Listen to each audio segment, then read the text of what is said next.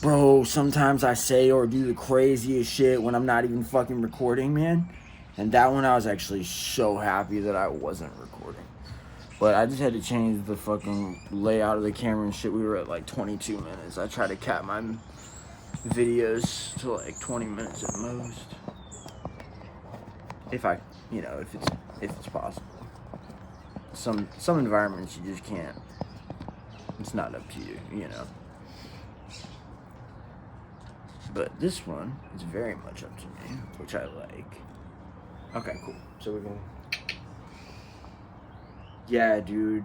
Like, I be listening to music of other rappers and stuff years later, and new lines will like click and make sense. Like this one Lil Wayne lyric, it took like 10 or 11 years for me to for it to hit me. Like I heard it one time in the song, and I was like, oh shit, that's what he's also saying.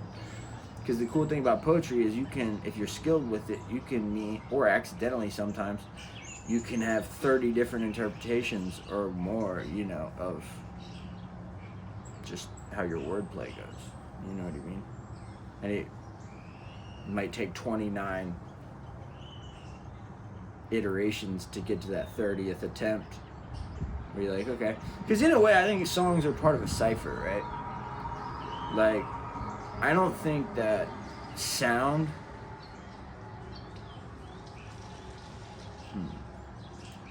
I feel like the sound isn't as important as the content.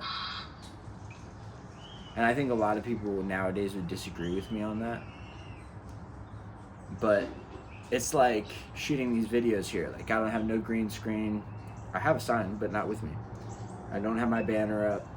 Nobody's wearing official t-shirts with my logo on them, which are out there. But anyway, point being, I'm still doing this content even though I don't have all those amenities, because really at the end of the day, it's going to be cool to have some more glittery things like fashionable, attractive, cool looking things, maybe some sponsorships, who knows.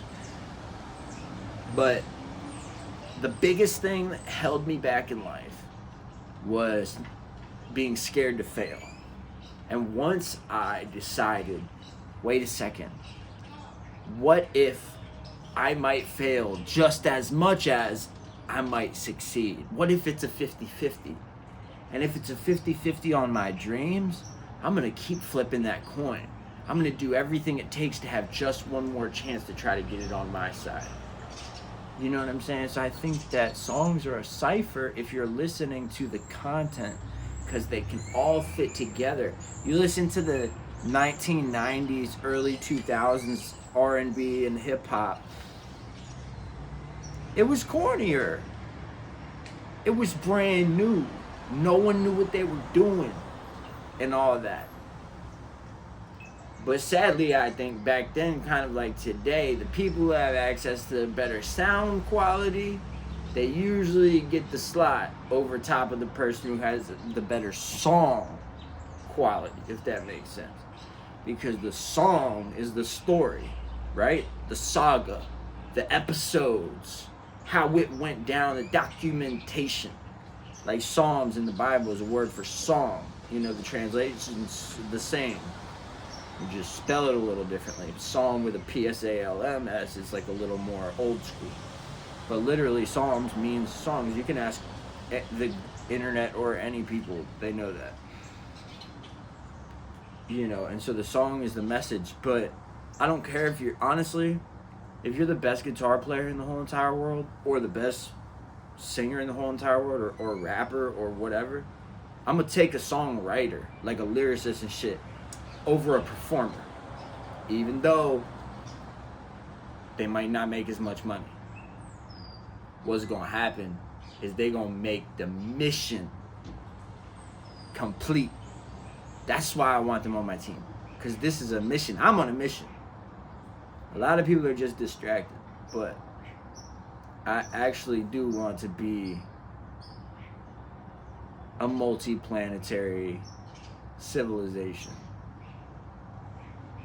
So if I seem like I'm doing things quickly, or always in a rush, or always reclusive, hard to find, not coming out, not hanging out, not going to bars, not going to shows, not going to doing all that stuff, it's because I'm working my ass off. You know? Because I have a good friend of mine named Scott back in the day told me about, man, don't even trip about now, man. Like, you're putting up bread up in heaven, bro.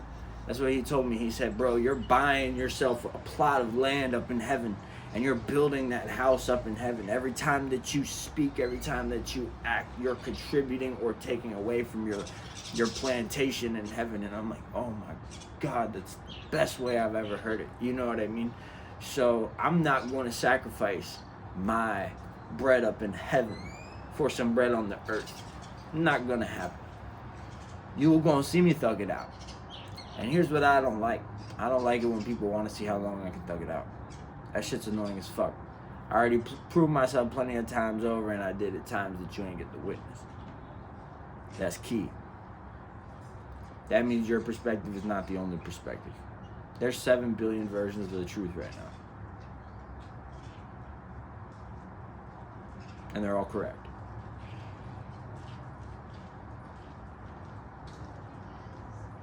Now, there are judges to help sort out the verdicts and sentencing and reincarnation assignments. So,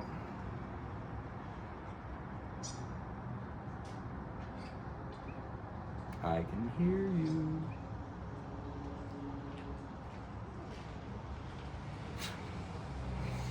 You ever seen the movie Adjustment Bureau? It's this wicked movie.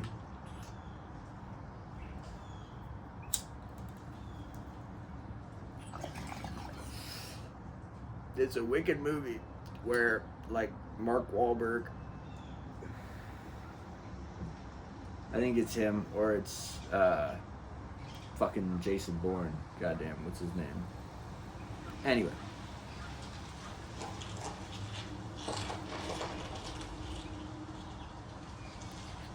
Matt Damon. Yeah, I think it's Matt Damon. So, anyway, in this movie, this guy is just living his life, and then he meets this really cute girl that he's into, and it's kind of mysterious and stuff like that, whatever. But he has like a very plain life that's all like whatever. Somewhere along the lines, he crosses over his plan, and there's this government organization called the Adjustment Bureau, and they all wear these fedora hats, and it could be any hat, but most of the time the OGs like to stick with the suits and the fedoras and stuff, because in like Manhattan and shit like that, you know. And every time they're wearing one of those hats, every time they go into a doorway, it can take them anywhere they want.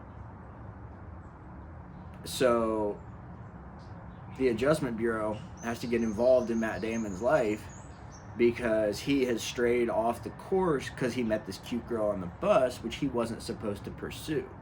Like, he was supposed to be living his regular life, and the chart is in this book, and it's drawing kind of like the Marauders map.